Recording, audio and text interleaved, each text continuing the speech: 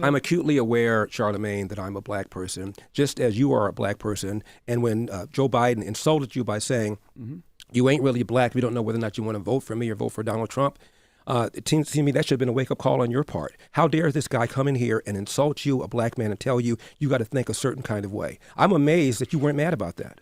I'm not gonna say it upset me, just like I'm not letting you upset me. You know what I mean?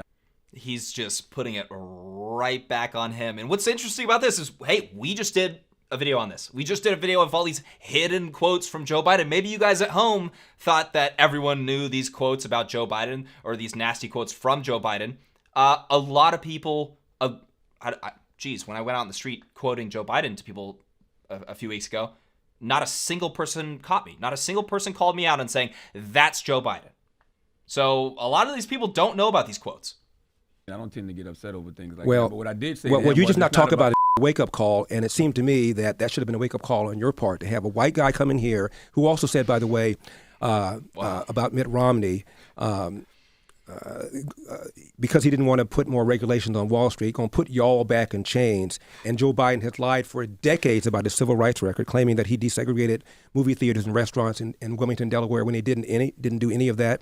He lied and said that he tried to visit Nelson Mandela during apartheid South Africa. He did not. And he came in here and told you aren't even black and let you think a certain kind of way. It seemed to me that should have been a wake-up call for you, but it wasn't, apparently. Yeah, I mean, for the record, I'm not a Democrat or Republican. I didn't say you were. Yeah, I think both. I don't know what trash. you are. I never even asked you about your party affiliation. Yeah, I'm just saying, but you are black. Absolutely. And to have a white guy come in here and tell you you have to say, think a certain kind of way, otherwise you, quote, ain't black. Wow. How should I have replied to him, you think? Before we jump into how he should have replied, oh my gosh. But just bringing up all those examples right on the spot. It's so important to keep in mind, this show, The Breakfast Club, this is not going to be the same audience as like maybe a conservative show or whatever. That might not reach some inner city communities or anything like that. So he's bringing up these quotes. He's reminding the population about this insane stuff that Joe Biden said. He's actually educating people when he's bringing all this stuff up and reaching an audience that maybe doesn't remember that Joe Biden's this racist old man. That's a big reason why I went out and did that last video, is just because so many people, I knew that people didn't know these quotes.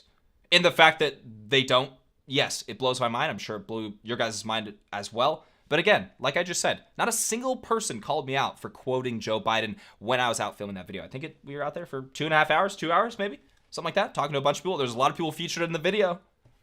A lot of people don't know about these racist quotes from Joe Biden. And if more people in the black community, or just minorities in general, but in the black community knew about those racist Joe Biden quotes, that probably would have affected him in 2020.